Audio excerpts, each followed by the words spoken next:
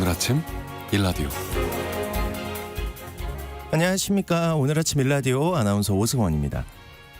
며칠 전 미국 샌프란시스코를 향하던 여객기가 회항하는 사건이 발생했는데요.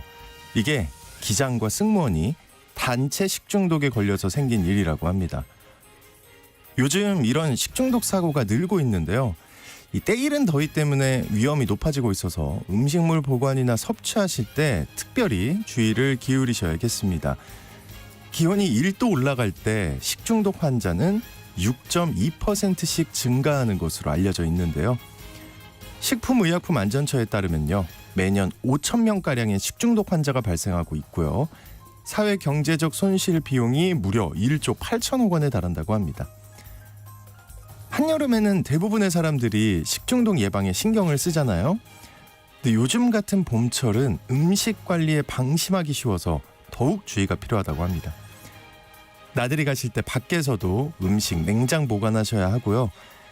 혹시 상온에 2시간 이상 두지 않도록 하는 게 좋다고 합니다. 또 장을 볼 때는 육류나 어패류 같은 건 제일 마지막에 담고요. 한번 해동한 생선은 다시 냉동하지 않는 게 중요하다고 합니다. 그래도 가정에서는 관리가 조금 쉬운데 학교 급식이나 단체 음식 같은 경우에 더 사고가 많잖아요. 이런 것들은 철저하게 식품 안전에 신경을 쓰셔야겠고요. 개인들도 안전한 먹거리와 위생에 신경 쓰시기 바랍니다. 5월 24일 금요일 오늘 아침 일라디오 출발합니다.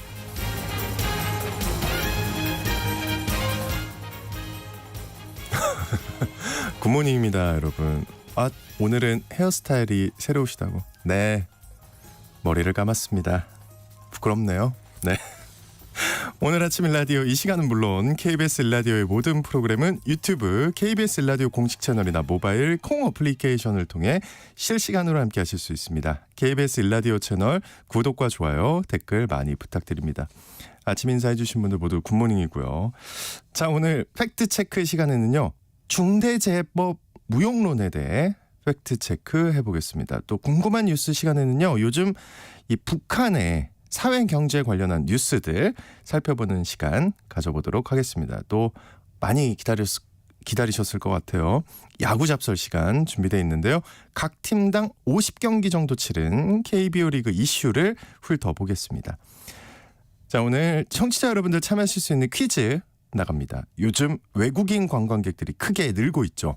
우리나라 K푸드가 해외에서 큰 인기를 끌면서 외국인들의 관광 코스로 이 한식 체험 프로그램 같은 게 인기를 끌고 있다고 합니다. 김치를 비롯해서 이것 등을 직접 만들어 보는데요.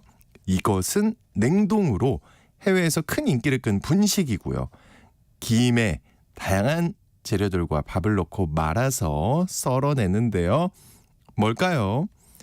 근데 이 음식 식중독에 참 취약하죠. 네. 자, 김치 아닙니다. 네. 김에 다양한 재료와 밥을 넣고 말아서 썰어내는 거. 노래도 있잖아요. 잘 말아줘. 자, 추첨을 통해서 농촌진흥청에서 제공하는 웰빙 혼합 잡곡 세트를 한 분께 향긋한 커피를 드실 수 있는 모바일 커피 쿠폰을 4분께 드리겠습니다. 방송에 참여하실 분들은요, 단문 50원, 장문 100원이 드는 유료 문자 샵 9730으로 보내주시기 바랍니다. 유익한 정보와 살아있는 이야기가 있습니다. KBS 오늘 아침 일라디오.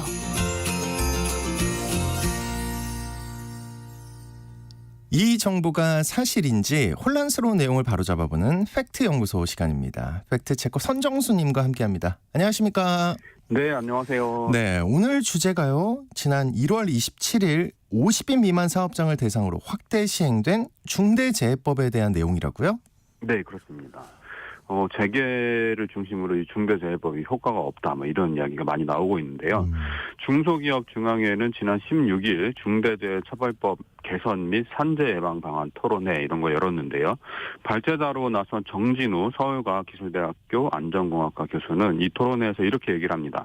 중처법은 중대재해처벌법을 줄임말인데요. 중처법은 엄벌 만능주의의 산물로 중대재해 감소에 기여하지 못하고 있다. 네. 헌법 원칙과 안전 원리에 배치되는 부분이 많아 수사기관의 자의적 법 집행이 우려되고 오히려 재해 예방에 부정적 영향을 끼치고 있는 만큼 모든 가능성을 열어놓고 하루빨리 대대적으로 정비해야 한다. 어떤 통계도 중대재해가 실질적으로 감소했다는 것을 뒷받침하지 못하고 있다 이렇게 얘기를 했습니다. 그리고 산업재해를 둘러싼 여러 여건과 상황을 감안하면 산업재해를 늘리는 쪽으로 작용했다고 평가할 수 있다 이렇게 혹평을 한 바가 있습니다. 네. 이 중대재해법이라는 게 산업 현장에서 사망 사고가 발생하면 사업주나 안전관리 책임자를 처벌하겠다는 거잖아요, 그렇죠? 그렇습니다. 그런데 이분 말은 법 시행이 외려 중대재해를 늘렸다 이렇게 하는 거잖아요. 혹시 통계가 있나요? 고용노동부의 2023년 산업재해 현황 부가 통계 이런 게 있는데요. 이 통계에 따르면 지난해 재해조사 대상 사고 사망자는 598명, 건수로는 584건이었는데요. 중대재해법이 시행된 2022년 사망자 644명 대비 46명, 7.1%가 줄어든 걸로 나타납니다. 줄어들었네요? 네. 예, 2021년 산재 사망자 683명까지 고려를 하면 2년 연속 사망자가 줄었습니다. 이 재해조사 대상 사망 사고는 사업자가 산업안전보건법상 안전조치를 성실히 하지 않아서 발생한 산업재해를 말합니다. 업종 규모별로는 건설업은 공사금액 50억 미만에서 45명이 감소했고요. 50억 이상 7명이 증가한 반면에 제조업은 50인 미만 사업장에서 14명 증가, 50인 이상 사업장은 15명 감소한 걸로 나타났습니다. 고용노동부는 이렇게 얘기를 했는데요. 사고 사망자 수가 2023년에 처음으로 500명대 수준으로 감소했으며 네. 이는 전반적인 경기 여건, 중대재해 감축 로드맵 추진 효과, 산재 예방 예산 지속 확대 등 다양한 요인이 복합적 영향을 미친 것으로 보인다. 이렇게 분석을 했습니다. 중대재해법 시행이 산재 사망 사고 감소의 원인으로 직결되는지는 좀 더 분석을 해봐야 되겠지만 이 중대재해법 시행 이후에 산재 사망 사고가 줄어든 것은 분명합니다. 그러니까요. 고용노동부도 그렇게 얘기를 한 거잖아요. 그렇죠? 그렇습니다. 그런데 왜 법 시행 이후 산재 사망 사고가 늘어났다고 이렇게 주장을 하는 걸까요? 이 재계와 이해관계를 같이 하는 경제지와 보수 언론은 중대재해법이 굉장히 적대적입니다. 노동자가 사망했다고 해서 사업주를 처벌하는 것이 굉장히 못마땅하기 때문인데요. 중대재해법이 도입된 것은 산업재해 사망 사고를 줄이기 위해서 굉장히 오랜 기간 동안 우리 사회가 여러 가지 대책을 실시했음에도 효과가 없었기 때문입니다. 중대재해법은 사업주에게 책임을 지우면 사업주가 노동자 안전을 위해서 최선을 다할 것이다 이런 기대감에서 출발한 법인데요. 그런데 사업주 입장에서는 여태껏 없었던 규제가 들어오니까 불편한 것이고 그게 사업주에 대한 처벌이 되니까 불안한 거죠. 네. 이 법이 사업주가 안전보건 확보 의무를 다하지 않았을 때 중대재해가 일어나면 처벌하도록 되어 있기 때문에 안전보건 확보 조치가 중요한데요. 작은 업체들이 이것저것 다 신경 쓰면서 경영하면 남는 게 없다. 결국 이런 논리로 귀결이 됩니다. 그래서 이 법이 무용지물이다. 이런 걸 강조하고 싶은 거죠. 네. 근데 제가 이제 궁금한 포인트는 이건 것 같아요. 어쨌든 계속 주장을 하는 거잖아요. 법 시행 이후에 산재 사망 사고가 늘어났다 이렇게 주장을 하는 건데 이 근거가 혹시 있나요? 조선일보는 지난해 12월 5일 사설을 실었는데요. 제목이 이렇습니다. 사고 예방 효과 입증 못한 중대재해처벌법 정말 필요한가? 이 사설인데요. 내용을 잠깐 살펴보면 50인 이상 사업장에 법이 적용된 지난 1년간 산재 사고 사망자가 248명에서 256명으로 오히려 늘었다. 지난해 10대 건설사에서 발생한 사망자는 25명으로 전년보다 5명 늘었다. 이렇게 밝힙니다. 그리고 이 법 아래에선 기업이 안전 강화 노력보다 법률 자문 등을 통한 처벌 회피에 더 집중할 수밖에 없기 때문이다. 이렇게 분석을 합니다. 그런데 조선일보가 당시 인용한 통계는 2023년 1월 19일에 발표된 고용노동부 통계인데요. 중대재해법 시행 1년이 지난 시점의 통계라서 주목을 받았습니다. 당시 통계에 따르면 재해조사 대상 사망자는 2021년 683명보다 중대재해법이 시행된 2022년 644명으로 39명, 그리고 5.7% 줄었습니다. 줄었어요? 다만, 다만 법이 유예 없이 시행된 상시 근로자 50인 이상 사업장, 건설업은 공사대금 50억 원 이상, 이렇게 해당이 되는데요. 여기에 한정을 하면 8명 증가한 걸로 나타났습니다. 그러니까 법이 적용된 데는 줄고 사망자가 줄고 법이 적용 안 된 데는 사망자가 는 거라고요. 그렇죠? 예, 그러니까 이제 전체적으로 봤을 때는 사망자가 줄었는데 큰 사업장에 대해서는 8명 증가했다. 이렇게 나타난 거죠. 그런데 지난 4월에 발표된 2023년 통계에 따르면 50인 또는 50억 미만 사업장 여기는 354명으로 전년 대비 34명이 줄어들었습니다. 그리고 50인 이상은 244명으로 12명 감소한 걸로 나타났습니다. 그러니까 2022년 통계가 아니라 2023년 통계를 보면 네. 규모와 상관없이 산재 사망 사고가 다 줄어들었다. 이렇게 나타난 거죠. 네. 그래서 조선일보 논리를 따르자면 중대재해법은 사망 사고를 줄이는 효과를 나타낸 거다. 이렇게 볼 수 있습니다. 네. 그렇군요. 어쨌든 중대재해법은 잘 작동하고 있는 것 같은데 이 중소기업계는 중대재해법 50인 미만 적용을 유예해달라고 목소리를 내고 있다고요. 예, 그렇습니다. 중소기업을 경영하는 300여 명은 지난 4월에 헌법재판소에 헌법 소원을 청구했습니다. 중대재해처벌법이 사고 발생 원인과 해당 회사 대표의 안전 부주의에 대한 인과관계가 명확하지 않은 상황에서 대표자를 과도하게 처벌할 수 있어 위헌 소지가 크다 이렇게 주장을 하는데요. 중소기업 중앙회는 이렇게 얘기를 합니다. 중대재해처벌법 적용을 회피하는 것이 아니라 처벌 수준의 합리화와 규정의 명확화를 요구한다. 법 적용을 회피하는 게 아니라 책임주의 원칙에 따른 처벌 수준 합리화와 재형 법정주의에 따른 규정이 명확히 되기를 요구하는 것, 이렇게 얘기를 하는데요. 1년 이상 징역이라는 과도한 처벌은 반드시 위헌 결정이 나기를 바란다. 이렇게 덧붙였습니다. 그리고 헌법소원과는 별도로 국회에도 압박을 가하고 있는데요. 여야가 합의해서 50인 미만 사업장에 대해 중대재해처벌법 적용을 유예해달라 이렇게 주장하고 있습니다. 네, 그러니까 그렇군요. 이미 법은 근데 시행이 되고 있는 거잖아요, 그렇죠? 예, 유예 기간도 이미 있었고요. 예, 중대재해처벌법은 2021년 1월 26일에 제정이 됐습니다. 당시 1년의 시행 유예 기간이 설정돼 있었고요. 특히 50인 미만 사업장에 대해서는 3년의 유예 기간이 정해져 있었습니다. 이 유예 기간이 지난 1월에 끝난 것이고 50인 미만 사업장에도 확대 적용이 되고 있는 거죠. 지금 50인 미만 사업장에도 이 법이 시행이 되고 있습니다. 그런데 중소기업계는 아직도 준비가 덜 됐다고 얘기를 하는데요. 한국경영자총협회는 22일 상시근로자 50인 미만 466곳 사업장을 대상으로 중대재해처벌법 준수 현황을 조사한 결과 응답 기업의 77%가 아직도 법 의무 준수를 완료하지 못했다. 이렇게 답했다고 밝혔습니다. 77%가요. 예. 네. 정부는 지난해 9월 50인 미만 사업장의 법 적용 유예 기간을 늘리는 법 개정안을 국회에 제출을 했는데 지난 1월 달에 결국 부결이 됐습니다. 이후 정부는 3개월 동안 산업안전 대진단 집중 실시 기간을 운영하겠다고 밝혔는데요. 사상 최초로 50인 미만 기업 83만 7천 곳에 대해서 전수 점검을 해서 네. 안전보건관리 체계를 자체 진단하도록 하고 맞춤형으로 지원하겠다 이런 내용이었습니다. 그런데 이런 정부의 노력은 이 소규모 사업장에 아직 와닿지 않았던 모양입니다. 그 50인 미만 사업장으로 중대재해법이 확대 적용된 이후에 소규모 사업장에서 산재 사망 사고 사례가 나왔다고요. 예, 나왔습니다. 법 확대 적용 5일 만인 지난 1월 31일에 부산 폐자원 수거 처리 업체에서 37살 노동자가 집게차로 폐기물을 내리던 작업을 하다가 끼임 사고로 숨졌습니다. 당시 고용노동부 장관은 현장 자체가 협소하고 위험해 보이는데도 위험에 대한 안전보건 조치는 보이지 않는 것을 보면 이번 재해는 전형적인 재래형 사고이다 이렇게 말하기도 했고요. 네네. 이후 한 달 동안에만 50인 미만 사업장에서 9명의 노동자가 산재 사고로 사망했습니다.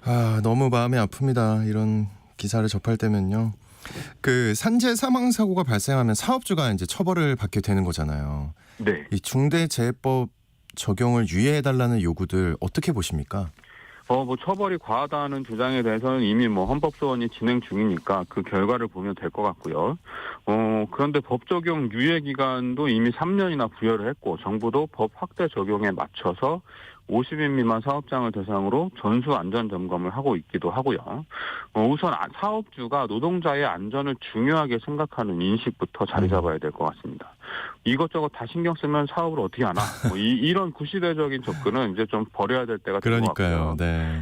사업주들이 이것저것 다 신경 쓰면서도 사업 잘 할 수 있도록 정부가 또 많이 도와줘야 될 것 같습니다. 법을 만들어 놓고 자꾸 유예하는 것은 긍정적인 신호가 아니죠. 그리고 이미 시행이 되고 있는 법을 바꿔서 또 언제까지 유예시킨다고 하는 것도 좀 말이 안 되는 측면이 있기도 하고요. 돈을 버는 것보다 더 중요한 게 있다. 어찌 보면 좀 평범한 진리가 너무나 많이 잊혀지고 있는 것 아닌가 싶습니다. 돈보다 중요한 게 사람 목숨 아닐까요? 그럼요. 말해 뭐합니까? 정말 맞는 말입니다. 네, 오늘 팩트 연구소 시간 50인 미만 사업장 중대재해처벌법 적용 유예 연장 논란에 대해 확인해봤습니다. 지금까지 선정수 팩트체커와 함께했습니다. 오늘 말씀 고맙습니다. 네, 고맙습니다.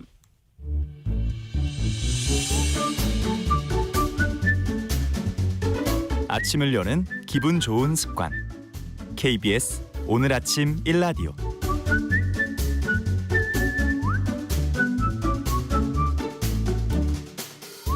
글로벌 시대를 살아가고 있는 우리. 근데 정작 우리는 우리와 같은 뿌리인 북한에 대해선 얼마나 알고 있는지 잘 확신이 서지 않습니다. 네, 북한의 사회 경제 변화상 또 주민들의 삶을 살펴보는 시간 마련했습니다. 전문 방송인이자 북한학 박사인 국민대 박세암 겸임 교수님과 함께합니다. 어서 오십시오. 안녕하세요. 네. 반갑습니다. 반갑습니다. 학생들에게 일단 이게 궁금한데요. 북한을 어떻게 가르치고 계신가요? 네. 제가 시민정신과 사회봉사라는 교양 수업을 하고 있어요. 그러니까 우리가 시민정신과 사회봉사. 야, 어렵죠. 이거 대학생이었으면 수강 신청. 근데 필수 교양이라서 해야 됩니다. 그렇군요. 예. 그러니까 우리가 시민으로서 어떻게 살아가야 하는지 과거의 고대부터 그러니까 그리스 로마 때부터 어떻게 시민이라는 권리를 획득했는지 고대 중세 근대까지 다 보고 이걸 현대사회에 적용을 해서 그러면 지금 바뀐 현대사회에서는 시민으로서 어떤 태도를 가져야 하는지. 일단 해보세요. 일단 제가 학생이라고 생각하고 지금 감정이입하고 있거든요. 예. 어떻게 살아가야 되는지. 처음에는 그리스 로마 얘기를 옛날 얘기처럼 해주다가 재밌겠네요. 거기까지. 거기까지는 재미있는데. 그쵸? 근데 현대사회에서 이걸 실제로 적용을 해서 너네라면 어떻게 할 거냐. 재밌을 것 이거를 같은데? 계속 적용해서 생각을 해보게 네. 해요. 근데 의외로 지금의 MZ세대인 20대 친구들은 어떤 정치적인 편향성이나 편견이 별로 없어요. 전혀 없던데. 이 친구들은 네. 자기가 하고 싶은 걸 하는 친구지 위에서 뭐라고 한다고 해서 그것에 대한 정당성을 부여한다고 해서 그렇다라고 답을 내리지 않으니까 훨씬 더 유연하고 20대의 새로운 시민상으로 아주 적절하다. 그런 생각을 해요. 그러니까 이런 거라는 거죠. 예전에 뭐 우리 80년대생들만 해도 야 회사 나오면 열심히 일해야 돼. 맞아요. 그렇죠. 그래야죠. 예, 열심히 하겠습니다. 이런 게 조금이라도 있었다면 많지는 않았잖아요. 솔직히 조금이라도 있었다면 요즘은 회사원은 당연히 회사 일을 열심히 해야지. 네? 왜요? 그러니까 이렇게 된다는 건가요? 진짜 그래요. 왜요? 이유를 저 되게 많이 느끼긴 해요. 나만의 정당성을 찾더라고요. 그래가지고 북한 얘기를 할 때 사실 우리는 북한 얘기라고 하면 이미 시작부터 골치 아프잖아요. 그냥 이게 약간 답답하죠. 왼쪽으로 서야 되나 오른쪽으로 서야 되나 그런 것도 생각도 있고 하시고. 너무 네. 이제 뻔한 얘기 하는 게 아닌가. 북한 하면. 네. 근데 이 친구들한테 북한에 대해서 물어보면 오히려 거기에 대해서 백지인 거예요. 그러니까 우리처럼 꼭 왼쪽으로 서야 된다, 오른쪽으로 서야 된다 그런 거 없이 북한은 있는 그대로 바라보더라고요. 왜냐하면 스스로 정당성을 부여하지 않았기 때문에. 그래서 탈북민들에 대해서 어떻게 생각하느냐 이런 질문에 대해서도요. 사실 우리가 볼 일이 많지 않잖아요. 네. 탈북민들은. 근데 우리나라에 들어와 있는 탈북민의 10명 중에 6명 이상이 MZ세대예요. 놀랍죠. 와, 좀 소름 돋았어요. 20, 30대가 그 생각은 훨씬 못했네요. 많아요. 왜냐하면 이거는 북한의 MZ세대로 우리랑 똑같아서 우리는 북한 체제가 싫어서 한국에 올 거야가 아니라 나 자유를 누리고 싶은데 나 개인인데. 근데 알긴 알아요. 어떤 그게 거요? 있다는 걸. 그걸 나만의. 왜 아냐면 예. 한국에 있는 미디어를 적극적으로 소비하고 있습니다. 그게 가능합니까? 다 보고 있어요. 몰래 보는 거죠. 근데 이거를 통제하는 그 사람들조차도 다 서로 보고 있기 때문에 다 보고 있어요. 다 보고 있다. 그래서 굉장히 알고 있고. 네, 알고 있습니다. 야. 그런 동경이 생겨요. 그러다 보니까 한국으로 넘어와야겠다는 생각을 하고 상대적으로 신체도 건강하고 그러니까 넘어오는데 유리한 여건들이 있는 거죠. 제가 사실은 얼마 전에 북한 관련된 다큐를 우연히 봤어요. 근데 굉장히 아 그게 다큐였는지 정확하게 모르겠는데 호주로 간 분 보신 거 아니에요? 호주로 간 네. 그거 KBS에서 외국으로 한 아니야 거. KBS에서 아니 저희 지금 KBS에서 한 건 아닌 것 같은데 근데 정확히 채널은 기억이 안 나는데 봤는데 실제 이제 탈북하는 장면 그리고 탈북자들을 도와주는 그 목사님에 관한 얘기였는데 비욘드 유토피아 보셨나 보다. 네 그런 것 같아요. 네. 예, 너무 그 영어로 슬프죠. 프레젠테이션도 나오고 네. 와 충격 받았습니다. 아직도 진짜 더 심해졌던데요. 정권이 바뀌고 뭐 그분들의 주장으로는 오늘 그 탈북자 관련된 얘기가 우리 얘기할 주제인가요? 아니요, 그건 아니고. 네. 예. 근데 북한 관련해서 소비를 많이 하시네요. 아 저 그렇게 소비 많이 안 해요. 그래도 솔직히. 비욘드 유토피아가 최근에 나온 대표적인 그래요? 북한 관련 다큐멘터리거든요. 그냥 우연히 걸려서 봤습니다. 오. 예, 근데 한번 이렇게 딱 뭔가 관심이 간다고 생각하면 끝까지 보긴 해요. 훌륭하십니다. 감사합니다 교수님. 제가 수업을 들었어야 되는데 그럼 학점이 잘 나왔을 텐데. 네 오늘 우리 예. 어떤 얘기부터 하는 겁니까? 북한 관련해서 뭐 북한에 관해서 일단 사실 MZ 세대 얘기 들었고요. 예, MZ 세대 얘기 들었고, 뭐 외교적으로도 중요하고 또 어떤 이념적으로도 많은 얘기들을 하지만 일단 저희가 접근하기 쉽게 먼저 현재 가장 회자되는 이슈를 북한에 좀 접목해서 어떤 게 생각해 있을까요? 볼 수 있는 게 있어서 예. 좀 준비를 했는데요. 그 요즘에 외신 중에서 가장 회자가 많이 되는 게 인도 대통령의 사망. 그 헬기 맞나요? 맞아요. 예. 헬기 사망인데 근데 그 대통령이 타고 있던 헬기가 구형이라서 떨어졌다는 게 화제가 됐잖아요. 네, 오래된 네. 구닥다리가. 인도 아니요 이란. 예. 죄송합니다. 교수님 이란. 실수할 수 있죠. 죄송합니다. 사람은 다 그렇죠. 뭐. 큰일 예. 날 뻔했습니다. 건강하게 인도 살아있는 인도 대통령을 제가 안녕하시죠. 사망시켰습니다. 네. 죄송합니다. 예. 예. 그래서 어떻게 한 나라의 수장이 타고 있는 헬기가 이렇게 허술하냐고 말이 많은데 근데 사실 이게 이란만의 일이 아닙니다. 근데 이거 이런 뉴스가요. 우리나라도 꽤 있었던 것 같기도 하고 또 설마 북한도? 북한 당연히 그럴 것 같은데. 당연히 그럴 것 같아요. 예. 근데 이게요. 왠지 최신이 아닐 것 같아. 최신입니다. 아주 최신입니다. 5월에 있었던 일입니다. 그러니까 헬기가 왠지 최신 기종이 아닐 것 같아요. 북한 그죠? 그 이란과 북한은 굉장히 친한 나라예요. 최근에도 양국의 경제 활동을 위해서 대표단이 오갔고 이걸 버젓이 공식 매체에 올리기도 했습니다. 그러니까 수출 박람회에 참가하면서 이란과 북한이 앞으로 자동차 분야에서도 협력할 거다. 이렇게 공공연하게 전했는데 이걸 보는 미국이 좀 마음이 불편했겠죠. 안 좋겠죠 미국은. 예. 예. 왜냐하면은 두 나라를 경제적으로 제재를 했고 악의 축이라면서 테러 지원국으로 규정을 그렇죠. 하지 않았습니까? 네네. 근데도 버젓이 그거 보란 듯이 양국은 관계를 더욱 확대해 나가고 있는데 그래서 이 두 나라는 그래서 반미 국제 연대의 띠를 만들었어요. 우리 미국이랑 사이 안 좋으니까 우리 둘이 협력해서 미국에 대항해서 우리도 힘을 키우자 이런 반미 국제 연대를 만들었는데 이게 김일성 때부터 그래서 이란과 북한은 사이가 굉장히 좋았습니다. 제가 작년에 김정일 때부터 김정은까지 북한에서 나온 외교 사설을 다 봤어요. 네. 다 봐서 빅데이터를 돌려봤더니 북한에서 외교적으로 가장 중요하게 생각하는 나라가 러시아와 중국 이외에 어디일 거라고 생각을 하세요? 정답 나와 있는 거 아니에요? 정답 이란. 이란과 예. 중동인데 별로 그렇게 생각을 못 하잖아요. 실제로 우리 연구 분야에서도 이 중동은 좀 중심축이 아니라 좀 아주 중심축으로 생각하지 않아서 관련 연구도 많지 않았는데. 하긴 그러고 보니까 뭐 러시아 중국 얘기는 매일 나오다시피 매일 하는데 나오죠. 그렇죠. 예. 근데 의외로 이거를 빅데이터로 다 돌려봤더니 중동이 굉장히 북한의 외교에 있어서 중요하더라고요. 특히 서로 핵개발 도와주고 그렇게 전략적으로 외교적으로도 상당히 필요한 관계입니다. 네네. 제가 한국에 와 계신 북한의 외교관들을 다 만나봤거든요. 네. 근데 한 분이 이란에 북한의 국비장학생으로 유학을 갔다 오신 분인데 마치 우리가 국비장학생으로 미국 가듯이 북한에서 가장 우수한 학생은 이란으로 유학을 보낼 정도로 두 나라의 중국이나 관계가 러시아가 아니고요. 중국이나 러시아도 물론 가는데 이란도 그만큼의 중요한 똑같이. 무게를 가지고 있더라고요. 근데 이제 이란 대통령 헬기 사망 사고랑 북한이랑 그 헬기 사망 사고랑 연관은 어떻게 되는 건가요? 공교롭게도요. 네.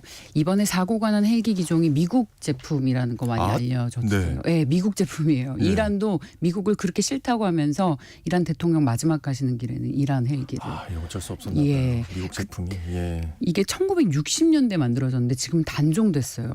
1900 근데 어떻게 대통령이 단종된 걸 타죠? 그러니까요. 예. 1998년에 단종이 돼서 지금 안 나온 지 26년 됐거든요. 여전히 하늘을 버젓이 날아다닌 거죠. 그 이유가 미국에서 국제 제재를 하니까 새로운 어떤 헬기를 만들기 힘들고 그래서 기존에 있던 걸 계속 고쳐서 탄 거예요. 근데 여기에서 그래서 의혹이 계속 나온 거예요. 아니 지금 심지어 전시 상황인데 그러게요. 게다가 대통령인데 이렇게 오래된 구형을 태운 거는 뭔가 음모가 있는 게 아니라는 얘기들이 그래서 나오는 건데 이건 밝혀진 바는 네. 없습니다. 어디까지나 음모론이고요. 근데 여기서 북한이 딱 들어맞는 게 있었어요. 그 최근에 북한에서 가장 큰 뉴스가 김기남 중앙당 비서의 사망 소식이었거든요. 그래요? 예. 조선중앙TV에서 그의 장례식을 20분 넘게 생중계했습니다. 우리 같은 연구자들은 이 생중계를 굉장히 네. 열심히 봐요. 네. 뭔가 다른 특징이 있나 이거를 생생하게 볼 수 있는 거의 유일한 사료라서. 네.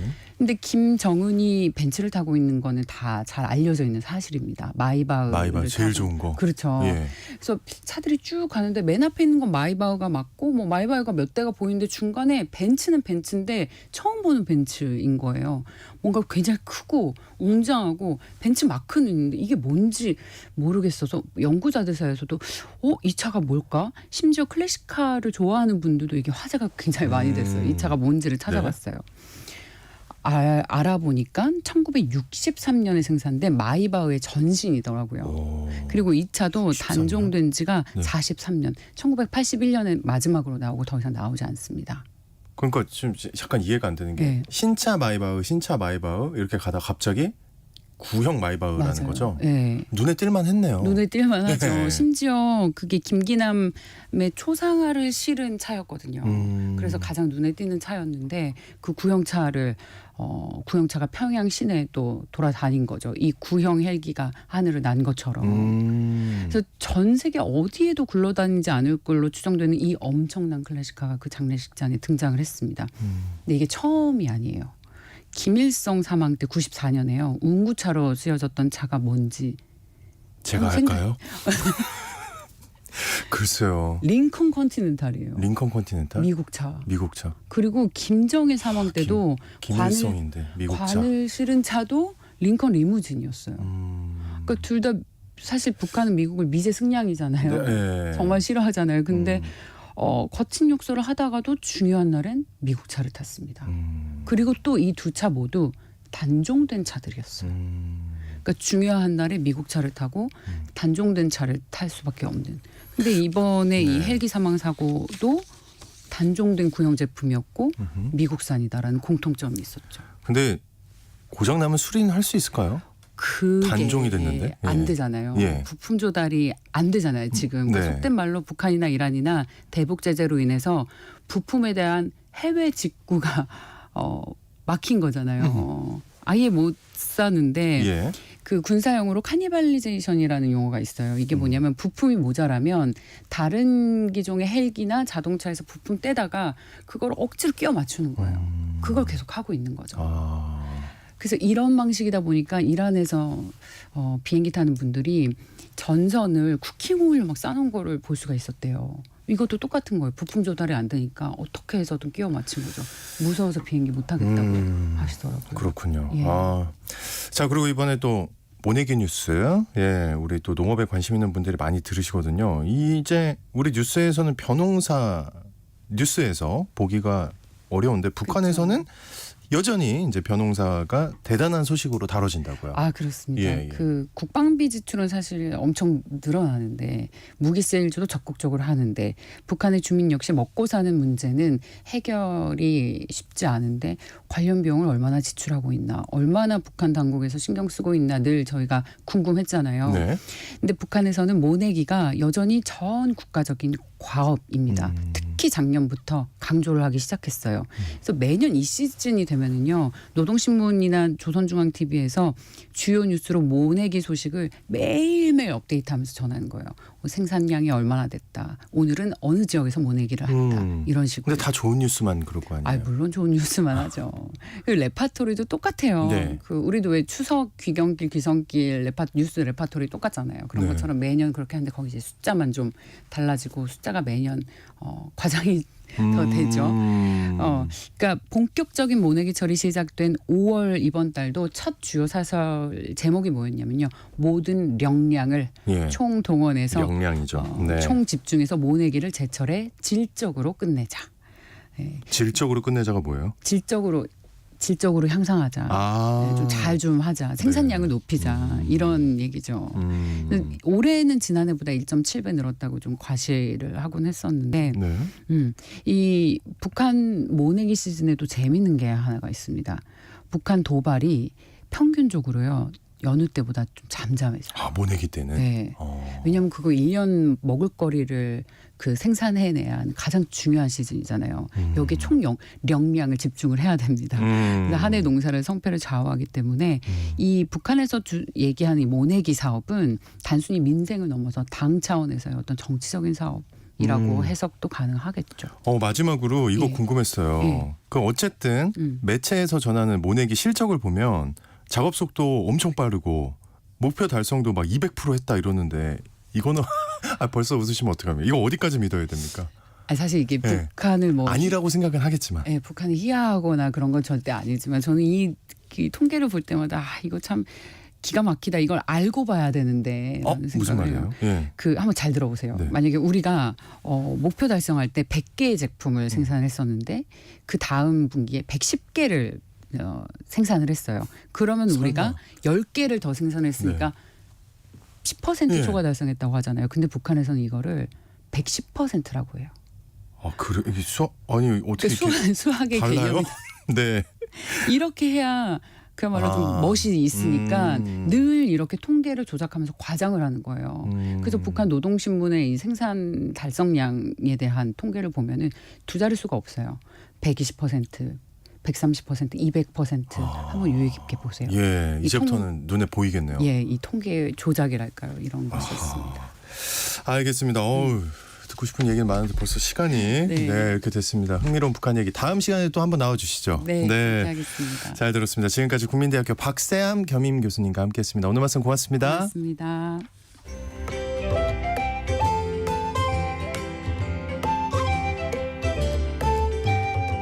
상쾌한 하루의 시작. KBS 오늘 아침 1라디오.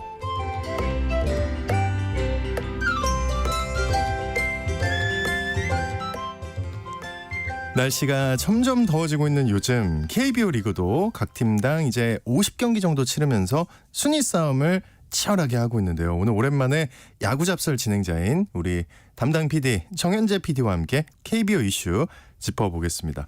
어서 오십시오. 안녕하십니까? 그렇게 출연하고 싶어 했다고 전부터. 그게 아니고요. 네. 본론으로 들어가시죠. 예, 알겠습니다. 요즘 네. 야구 인기 진짜 높은 것 같습니다. 네. 날씨가 좋아서 그런가요? 야구장 찾는 팬들도 많이 보여요. 어쨌든 눈으로 보일 땐 그런데 어떻습니까? 네, 이게 200만 관중 돌파 속도가 2012년 이후에 제일 빨랐다고 합니다.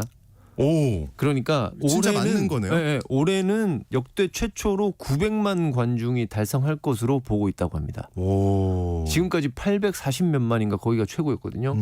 900만이 가능할 것 같다. 이유를 이렇게 들어보면 감독님들도 얘기를 하시는데 네.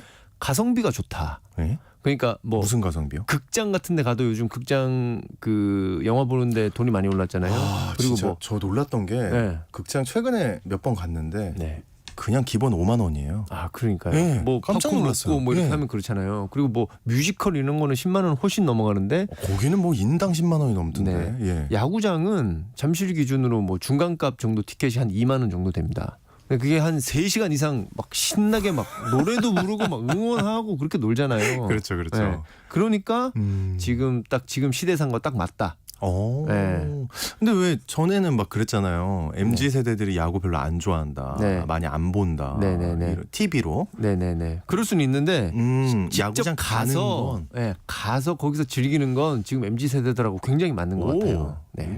외로 좋은 거 아닙니까? 네. 지금 굉장히 흥행이 되고 있다. 네. 그리고 이제 제가 이제 LG 팬이라 드리는 말씀인데 네. 깜짝 놀랐습니다. 네. 삼성과 기아가 엄청나게 잘하고 있어요. 네. 특히 기아가 지금 1등입니다. 네. 네. 저 사실 좀 안 좋게 봤었거든요. 좀- 이 팀 불안하지 않나. 아니 그러니까 싫다는 게 아니고 예. 그러니까 걱정이 된 거죠. 예. 사령탑이 바뀌고 막 그랬잖아요. 예, 그렇죠. 그래서 되게 잘 됐나 봐요. 그 요인이 어딨나요? 사실은 기아가 네. 어제까지 롯데에게 수입패를 당했어요. 3연패를 당했는데 어? 그럼에도 불구하고 지금 그래도 아직 1등을 1위. 달리고 있습니다. 네.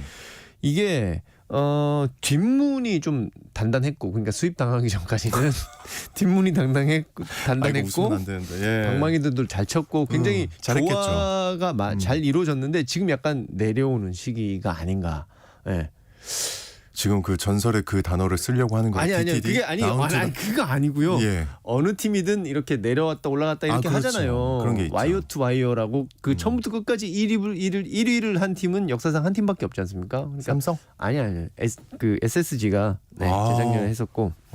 여튼 네. 이게 지금 롯데가 다시 치고 올라오는 1위 롯데가 기아를 이렇게 수입을 수입해버렸죠. 했는데 이게 10개 구단이 된 이후로 12팀이 1위 팀을 수입한 경우가 처음이라고 합니다. 아니 그리고 순위표를 보니까요. 네. 생각보다 그렇게 아직 50경기밖에 안 해서 그런지 모르겠지만 격차가 엄청 크지는 않더라고요. 그럼요. 지금 1위 하는 팀이 기아가 네. 지금 6할 4리, 6할 4리 네. 승률이 예. 그다음에 10위인 롯데가 3할 9푼 6리.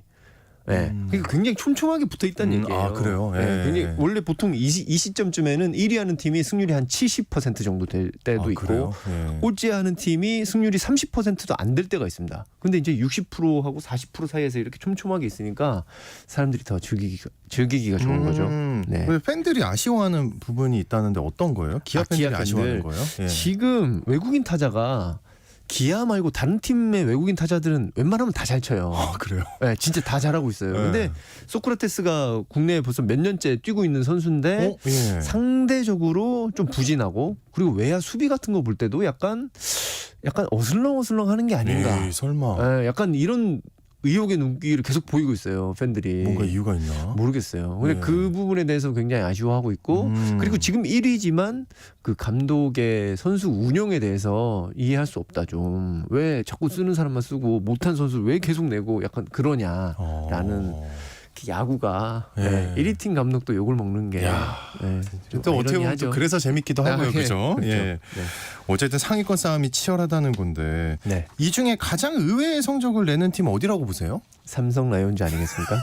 본인 팀이라고 하는 게 아니고 진짜로. 제가 응원하는 팀이긴 근데 저도 하지만 놀라긴 했어요. 그럼요. 시즌 시작할 때 삼성 2위인가 3위던데? 네, 지금 그저께까지 2위였는데 어제 경기 져가지고 3위로 내려갔는데 시즌 시작할 때 저도 그랬고 가을 야구 할 수 있겠나 이런 얘기들 많이 했었거든요. 근데 불펜이 굉장히 잘 보강이 됐고. 그래요? 그리고 보강이 된 거예요? 네, 보강이 됐죠. FA로 많이 데려왔어요. 네. 그래가지고 불펜이 굉장히 보강이 된 데다가 김영웅이라든가 지금 외국인 타자 맥키넌 이런 타자들이 맥키넌은 지금 약간 조금 내려오는 감이 없지 않아 있지만 굉장히 잘 쳐줬어요 초반에. 김영웅은 홈런이 벌써 10개가 넘습니다. 이제 3년 차. 네. 김영웅이라는 선수가. 김영웅. 네, 이름 4번 따라가는 타자로 게 있나? 4번 타자로 자리를 잡. 가수는 임영웅, 네. 타자는 김영웅. 네, 그렇죠. 어떻게 삼성 팬도 아니신데. 그리고 네. 기가 막히는 맥키넌. 죄송합니다. 네. 한화 어쨌든 얘기 좀 분위기가 하시죠. 좋고. 네. 근데 한화는요. 네. 이제 제 주변에 한화 팬이 많은데 네. 요즘 야구 얘기를 끊었어요. 이 친구들이. 그러니까 시즌 초에는 안타까워요. 네, 1등 하다가 막 주위에 숨어있던 한화 팬들이 야구 진짜 잡수를 어떻게 난리가 보는 났었죠. 거냐 예. 이러면서 했는데 지금 10위까지 떨어졌습니다. 이게 어제까지로. 어찌된 일입니까 이게? 이게 제가 보기에는 저는 전문가는 아니지만 팬으로서 이렇게 봤을 때 수비가 중요하잖아요. 근데 수비가 조금 다른 팀들보다 조금 더 불안한 감이 없지 않아 있어요. 예를 들면 뭐 센터라든가 내야의 2루라든가 이런 쪽에서 좀 불안하니까 투수들도 거기에 따라서 흔들리게 되고 그리고 불펜이 약간 다른 팀에 비해서 또 약간 약하다고 해야 되나? 네, 그런 감이 있어요. 그러다 보니까 점점점 이렇게 순위가 떨어져가지고 게다가 게다가 수비랑 투수는 네네. 갑자기 좋아지기 어려운 거 아닙니까? 그렇죠. 시간이 좀 오래 걸리잖아요. 그래서 잘하게 하려면. 작년에 삼성이 그렇게 FA로 불펜들을 막 그렇게 사온 거거든요. 아마 올해가 지나면 또 불펜을 사온다 이런 얘기가 한화에 있지 않을까 싶은데 그러면서 수비가 불안하니까 트레이드 루머도 있습니다. 외야수를 다른 팀에서 예를 들면 삼성 이런 데서 외야수를 뭐 트레이드 하려고 한다. 내년에 뭐 1라운드 픽을 주고 뭐 이렇게 하려고 한다. 뭐 이런 이슈까지 있습니다. 네. 그리고 롯데 얘기 안 할 수가 없습니다. 네. 이제 김태형 감독님과 비시즌에 계약을 했죠. 그래서 네. 팬들의 기대가 아주 높았는데 네. 지금 성적이 안 좋아요. 아, 예. 롯데 팬들도 기대가 컸을 텐데 어떤 평가들 하고 있나요, 팬들은? 그래도 좀 전에 말씀드린 것처럼 네. 1위 팀을 수입을 했기 때문에 지금 분위기가 굉장히 흐름이? 좋습니다. 네, 흐름이 굉장히 좋고 우리에게 올 거다. 네. 이번 주말 삼성과의 3연전이 있거든요. 오, 재밌겠네요. 거기서 이제 좋은 성적을 거둬야 앞으로 더 치고 나갈 수 있지 않을까 그런 생각이 듭니다. 알겠습니다. 야구 잡설 진행자인 우리 정현재 PD와 함께 일명 정우성 PD라고도 불리는데 네, KBO 이슈 살펴봤습니다. 오늘 말씀 고맙고요. 잘생긴 표정 좀 지어주세요. 예, 오늘 말씀 고맙고요. 다음에 또 나와주세요. 고맙습니다. 네, 오늘 퀴즈의 정답은요, 여러분. 김밥이었습니다. 9840님 김밥 보내주셨고요. 137 하나님. 요즘은 너무 다양한 김밥이 있어 너무 좋아요 하고 보내주셨어요. 맞죠? 3384님도 라면과 같이 먹으면 환상이죠. 당연하죠. 9373님 지금 차 안에서 먹고 있는데 먹다가 혼자 빵 터졌어요. 크크 매일 새벽 시간에 출근하는 제게는 든든한 한 끼입니다 하고 보내주셨어요. 와 9373님 화이팅입니다. 맛있게 드시고 체하지 마시고요. 네, 여러분 모두 중복 당첨 여부 확인 후에 홈페이지에 당첨자 올려놓도록 하겠습니다. 전 끝이 아닙니다. 내일 다시 돌아옵니다. 내일도 재밌으니까 많이 들어주시고요. 여러분 좋은 주말 보내세요.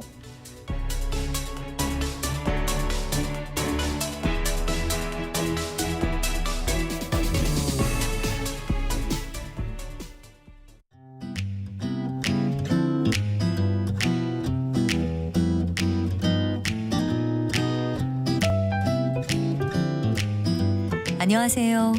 바른말 고운말입니다. KBS 1텔레비전에서 방송되고 있는 우리말교를 위해서 나왔던 문제를 짚어보겠습니다. 오늘은 제시되는 외래어 표현을 우리말로 다듬은 것을 맞히는 문제입니다. 해프닝은 우연히 일어난 일 또는 우발적인 사건을 뜻하기도 하고요. 사람들의 이목을 끄는 우발적이고 우스꽝스러운 일을 말하기도 합니다. 바로 이 해프닝을 우리말로 다듬은 표현은 웃음거리 또는 이것이라고 하는데 그럼 이것에 해당하는 이음절로 된 한자어 무엇일까요? 출연자의 답에는 단극, 사단, 소동, 촌극, 풍자, 해악 등 아주 여러 가지가 있었는데요. 이 중에 정답은 촌극입니다. 그 국회의원은 의원직 사퇴를 선언했다가 곧바로 번복하는 해프닝을 벌였다와 같이 해프닝을 버리다의 형태로 많이 사용하는데요. 이것을 촌극을 버리다로 바꿔 쓰자는 것이지요. 촌극은 마디 촌자에 연극 극자를 쓰는 한자어입니다. 참고로 출연자의 답에 나왔던 풍자는 남의 결점을 다른 것에 빗대어 비웃으면서 폭로하고 공격함 또는 문학작품 따위에서 현실의 부정적 현상이나 모순 따위를 빗대어 비웃으면서 쓴